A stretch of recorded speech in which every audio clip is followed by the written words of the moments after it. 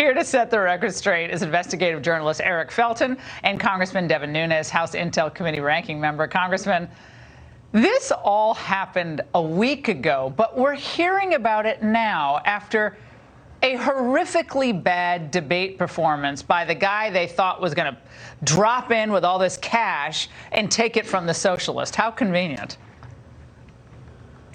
Well, Laura, thank you for pointing out how ridiculous this is. I mean, maybe all the fake news reporters will finally find the nude pictures of Trump that Adam Schiff and the Democrats were looking for. I mean, this is so idiotic. And you notice how when they win elections, the Russians didn't do anything?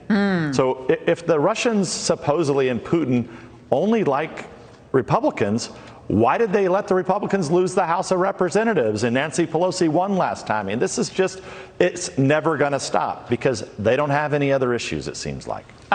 Eric, here's the list of the sanctions that President Trump has actually put on Russia. I mean, he wanted to have a better relationship with Russia, but really been a pretty tough character toward the Russians.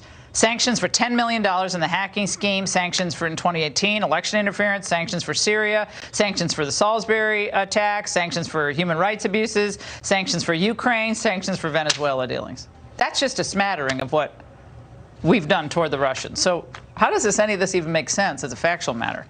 Well, part of what makes sense of this all is that the president has some reason to be dubious about his intelligence community. And if we look at the first instance of the president's interaction with the intelligence community, you had that defensive briefing that actually had agents from the Crossfire Hurricane team there to try to write down to get information they could use on the president.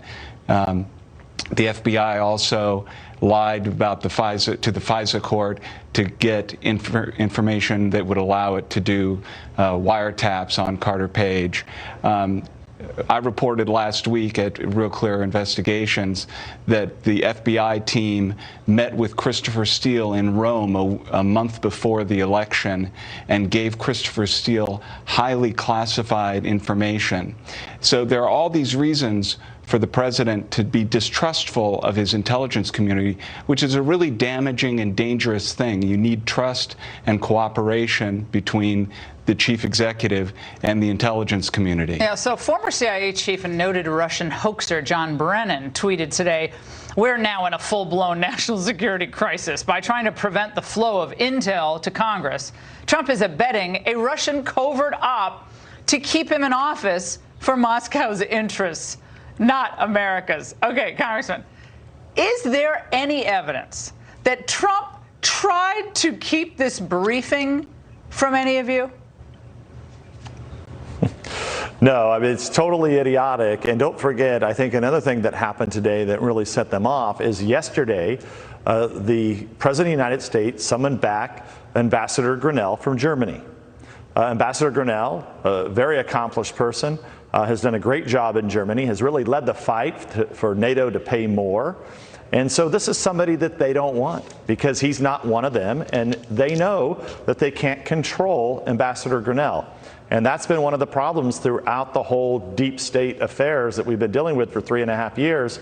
If you actually say something like, hey, we've got some dirty cops here and there might be a problem with the FISA, or this thing was the whole thing was a hoax, or the Mueller people wrote a bunch of garbage, if you say any of that, you were immediately a denier. But the fact of the matter is that these guys have lost their mind, okay? Vladimir Putin is not running some operation with Donald Trump. There's no evidence of that. And so all this is they don't have anything to run on, and so they've got to make up Russia again. It's the party who cried Russian wolf. I mean, it's again, nobody believes them. They keep promising their base, Eric Felton, this big payoff. Now we got him. We got him just where we want him. And then the base is getting angry and angry at the Democrat Party because you said he was going to be impeached. You said Mueller was going to get him. None of that's happened, and his approval rating is at an all-time high. And by the way, consumer confidence, business confidence, all up, up, up. So the natives are getting restless in the party because they keep overpromising we're going to get Trump and not delivering anything. And I think your analogy of the boy who cried wolf is apt, which is you can't have the intelligence community saying the Russians are doing this, the Russians are doing this, the Russians are doing this other thing, when they're not actually doing them or not doing them in the way in which the community is saying, because then when the Russians do show up with bad intent, people are not going to believe them. And by the way, Joe Biden weighed in on the Russia news tonight. Here's what he said at the latest CNN unending town hall. I was deeply involved in the intelligence community when I was when I was vice president. We knew it then. They've been involved. They continue to be involved. I guarantee you they're involved. And the fact is that I expect whoever did that briefing is about to be fired. Congressman, now, we saw this circular reporting last week. Intel leaked to the Democrat House members, and it goes to the media so they can create a news cycle. This keeps happening. Leak, news cycle, Trump's in bed with some nefarious force.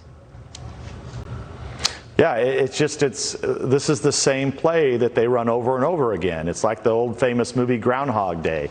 For 3.5 years, we wake up and see the same old thing. But that's why I appreciate what you're saying tonight, Laura. I don't think anyone is buying it.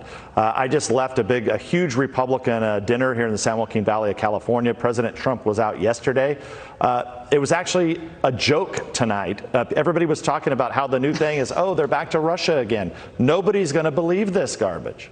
Now, and by the way, China's economy just a slightly bit bigger than Russia. It's like Russia's the size of France. About that, no one's worried about China. They're believing him on the coronavirus. China never tells a lie. China never cheats on trade deals. But Russia is always the big problem. Yeah, follow the pattern, and you'll know what the factual conclusion should be. Gentlemen, great to see both of you.